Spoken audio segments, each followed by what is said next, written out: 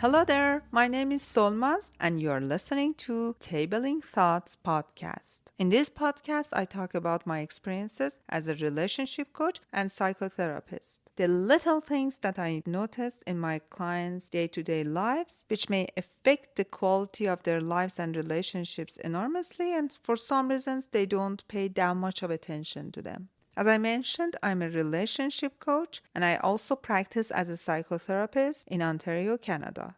In order to get more information about me, you may check my Instagram account, YouTube, or my other podcasts via the links in description. You are listening to the 35th episode of Tabling Thoughts podcast, which is published in July 2025. And in this episode, we are gonna dive into self-esteem versus self-confidence and exploring why so many high achievers still feel unworthy inside.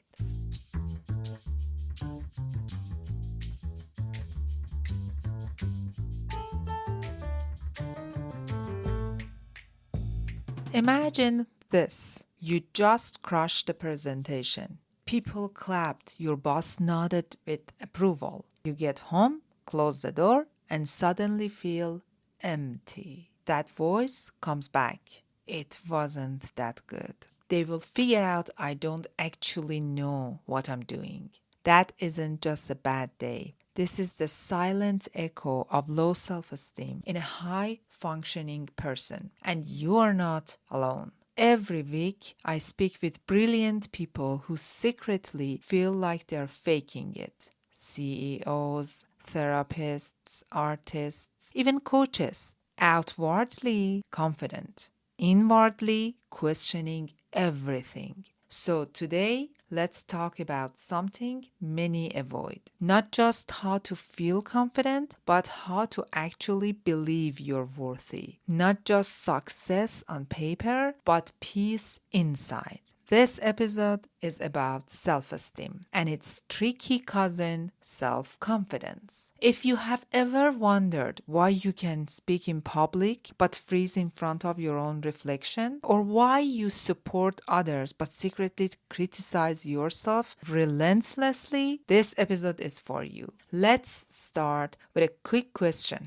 Would you rather be seen as confident or truly feel confident? Most people don't even realize there is a difference, but there is, and it runs deep. In fact, you can have high self-confidence and low self-esteem at the same time. Shocking? Maybe. But it's more common than you think. Think of a classic overachiever, a person who is a straight A student. People pleaser, takes on too much, rarely says no. But do you think this person is confident? Maybe. But what drives them? A sense of not enoughness. So where does this all come from? Is it our childhood, social media, culture, or all of the above? And more. And today we will break it all down. So, whether you're listening from your office, your car, or your couch, I invite you to pause, not just to hear me, but to hear yourself. Because we all carry voices inside us, some that cheers us on, and some that keep score, criticize, or compare. The truth is, we are living in a time of hyper visibility, LinkedIn posts, reels, awards, degrees, and yet never have we been more disconnected from ourselves. Never have we been more obsessed with doing, while struggling so much with simply being enough, being seen, being valued. That's what we are going to talk about today. Not the curated version of you, but the core, the self behind the selfie, the self behind the success, the self who is worthy, even when no one is clapping, even when no one sees. Let me be honest, this topic isn't just professional for me, it's personal. I have walked this path of chasing achievements to silent insecurity, of shining on the outside while struggling inside. And I have worked with hundreds who have done the same. So, just so you know, it's not just theory, it's lived experience and shared humanity. Many of us have been taught to perform, to perfect, to prove, but we were never taught to belong to ourselves. And that's the work we are going to talk about today. I'm not here to fix you. I'm here to walk beside you, to ask you better questions, to help you see what's already there. Because confidence is all about doing, but self-esteem is about being. Confidence is how loud you speak. Self-confidence is the belief that your voice matters. So today's episode is your mirror. Let's pause the hustle. Let's stop fixing. Let's stop performing. And let's start listening deeply. What if there is nothing wrong with you? What if the version of you that doubts, fears, or struggles isn't broken but simply unvalidated? What if the missing piece isn't more achievement but more self acceptance? Today, we are going to begin a journey inward, not a motivational pep talk, but an honest conversation. The kind of conversation that you wish someone had with you years ago. We are going to explore definitions. We are going to uncover roots. We are going to look at cultural stories. And most importantly, I'm going to offer some tools so you don't just survive, but thrive. And your success feels like it belongs to you. Ready to dig in? Let's begin with the differences between self-esteem and self-confidence.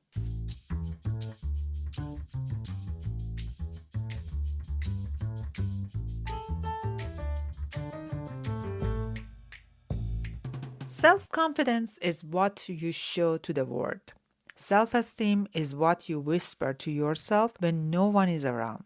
Confidence is task-based. It's about what you can do. Esteem is identity-based. It's about who you believe you are. You might feel confident giving a speech, but still feel like you are not enough as a person. You might be comfortable networking or negotiating, but deeply uncomfortable with receiving love. Confidence is often built through experience, success, failure, and resilience.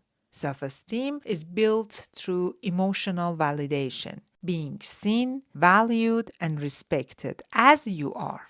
Confidence says, I can do this. Self-esteem says, I'm worthy even when I can't. They often overlap, but they don't always align. You have probably met someone incredibly confident but emotionally fragile, or someone quietly competent who constantly apologizes. This is the self-esteem gap, and it shows up in almost every area of life. In relationships, we might be good partners, but doubt if we are lovable. At work, we may perform well, but constantly seek external approval. Confidence gets praised, self-esteem gets neglected, especially in high functioning environments, because we reward outcomes, not internal safety. We reward doing, not being. Let's talk about how these two develop differently. Confidence grows from repetition and risk taking. You practice, you fail, you try again. That's how skills grow, right? But self-esteem doesn't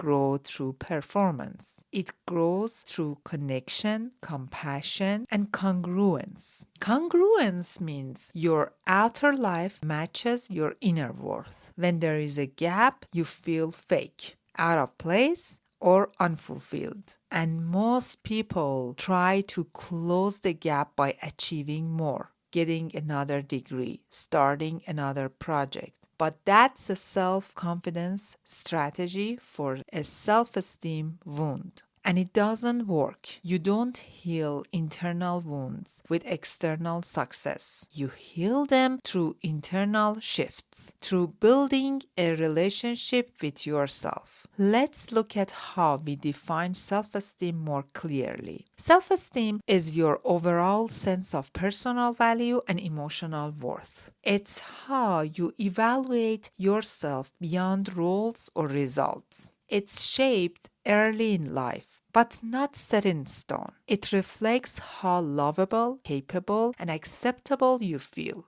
And most importantly, it's based on your inner lens, not external facts. Someone may love you deeply, but if your self-esteem is low, you won't believe them. You will question their taste, doubt their words, or dismiss their kindness. That's the tragedy of low self-esteem, my friends. It filters out the good. It clinges to the bad because it's trying to confirm its own narrative, which is, I'm not enough. Now let's define self-confidence. Self-confidence is your belief in your own ability to succeed in a specific situation. It's narrower than self-esteem and more flexible. You can be confident in one area, like writing, and insecure in another area, like dating. Confidence fluctuates with experience. Self-esteem is deeper and is more consistent unless you do inner work. Confidence helps you take action. Self-esteem helps you rest without guilt. Confidence makes you speak up in meetings. Self-esteem helps you survive silence without spiraling. Confidence is built. Self-esteem is nurtured. We often confuse the two and it causes pain, especially in perfectionists. They think if I just succeed more, I will feel better about myself. But it's never enough because their being was never valued, only their doing. Here is a key distinction. Self-confidence says, I believe I can handle this task. Self-esteem says, I believe I can handle myself. That's powerful, right? And that's the goal of our conversation. We want a sense of inner worth that doesn't collapse under criticism. We want to believe we are worthy even when we fail. And that means separating our value from our output. You're not your job. You're not your relationship status. You are not your follower count or your productivity. You are inherently worthy. That's what healthy self-esteem sounds like. Not arrogance, not entitlement, but quiet confidence that comes from being at home in your own skin. That's where real freedom begins. So are you ready to explore how this foundation gets built or broken?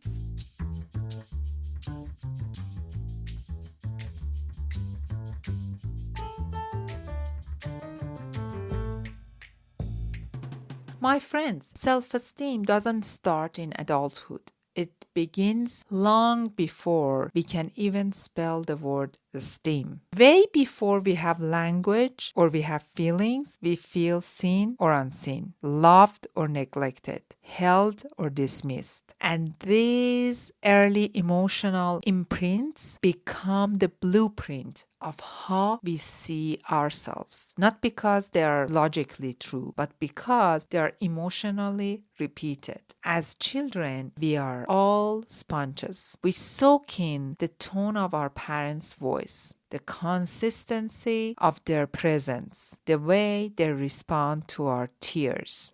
These tiny moments build an internal story. If we are confronted when we cry, we learn we matter. If we are ignored, mocked, or punished, we learn to suppress our needs. Not because we are wrong, but because we feel unsafe. And so, self-esteem is not just about loving yourself. It's about whether your early needs were met with safety, dignity, and care.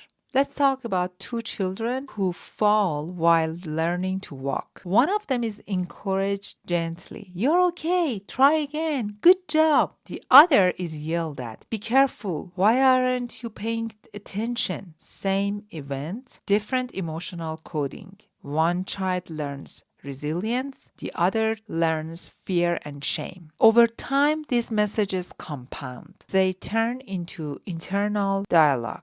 That voice in your head, it was likely built by the voices around you. And if you were raised by adults who were critical, distracted, or emotionally unavailable, you may have internalized the belief that you are flawed. Instead of seeing that they were unwell, the confusion is one of the roots of low self-esteem. Children personalize everything. If mom is sad, we think that it's our fault. If dad is angry, we try to be perfect. We become helpers, achievers, peacemakers, not because we want to, but because we need to survive. And these roles stick with us into adulthood. We overfunction in jobs, relationships, communities. We apologize too much. We shrink. We seek approval. Not because we lack talent, but because we still carry a wound that says, you are not enough. You're not enough unless you achieve, unless you fix, unless you stay silent, and go on. Now, let's add culture into this mix. If you grew up in a culture where reputation mattered more than emotional health, you were probably told to be good, not to be real. You were praised for obedience, not authenticity. So, what did you do? You performed, you adapted, and little by little, you disconnected from your own core. And here is the catch. When a child's true self is not mirrored, they develop a false self. And that is what's socially acceptable. One that keeps the peace, but at the cost of disconnection from who they truly are. And the longer that goes on, the deeper will be the fracture between self-confidence and self-esteem. My friend, it's not your fault, but it is your work now. Because you can't change the past, but you can reclaim the story you tell yourself. You can begin to reparent the part of yourself that were neglected, the scared child, the invisible teenager, the overwhelmed young adult. My friends, this episode is not about blaming caregivers. Many of them did the best they could, but it is acknowledging the impact because healing starts with honesty and self-esteem is built through a combination of compassion, truth-telling, and the repair. You are not broken, my friend. You adapted to survive. And now you have the tools to go back, to rewire, to rebuild, not alone, but with support, with curiosity, with courage. So all being said, what to do now? Are you ready for some practical strategies to build self-esteem? Let's go.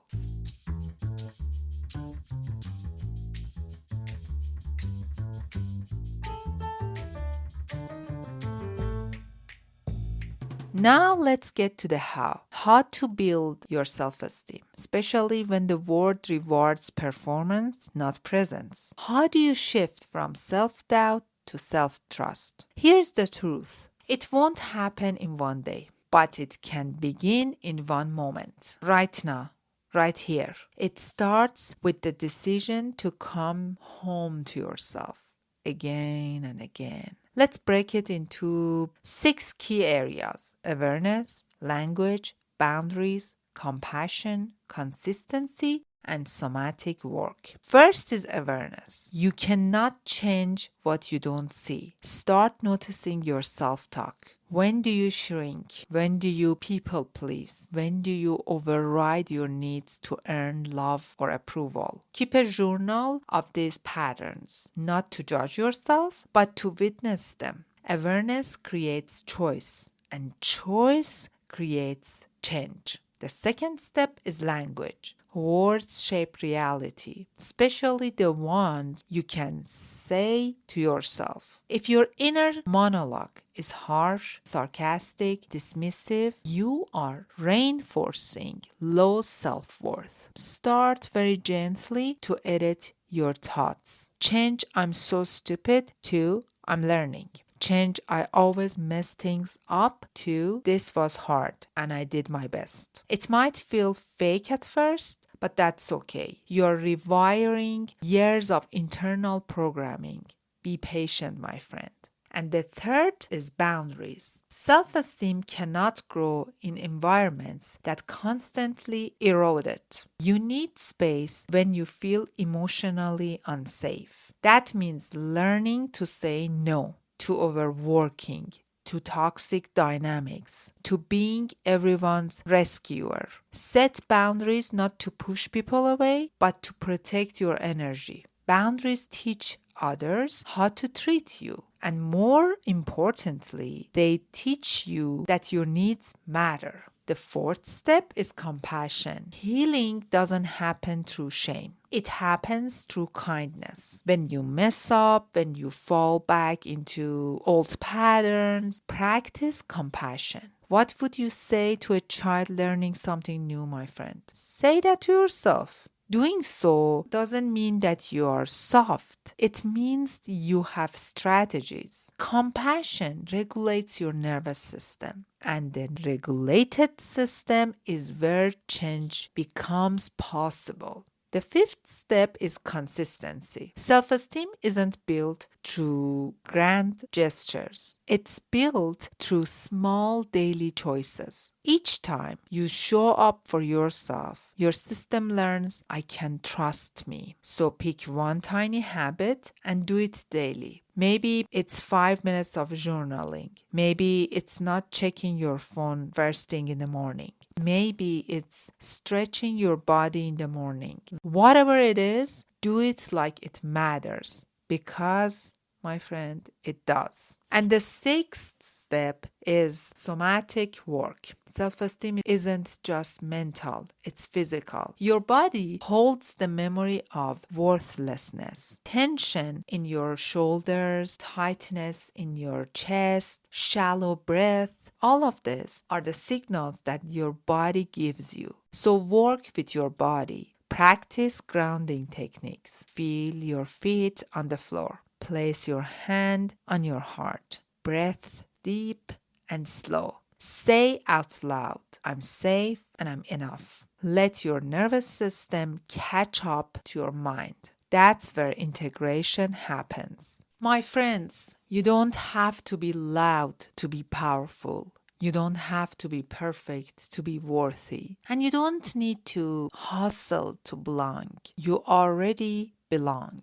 to yourself. So let that be your starting point today. And if this episode spoke to you, I would love for you to share it with someone who is being doubting their worth. Someone who has been high achieving but quietly aching. Let's remind each other that we are all allowed to rest, to receive, to rise without running. And if you're joining my LinkedIn self-esteem campaign and the workshop I will conduct soon, you'll find tools, reflections, and prompts to keep this work going beyond the podcast. We are all creating a space for real growth, not just the polished posts. I hope you will be part of it. Until next time, keep coming home to yourself over and over, because, my friend, you're worth it. Always.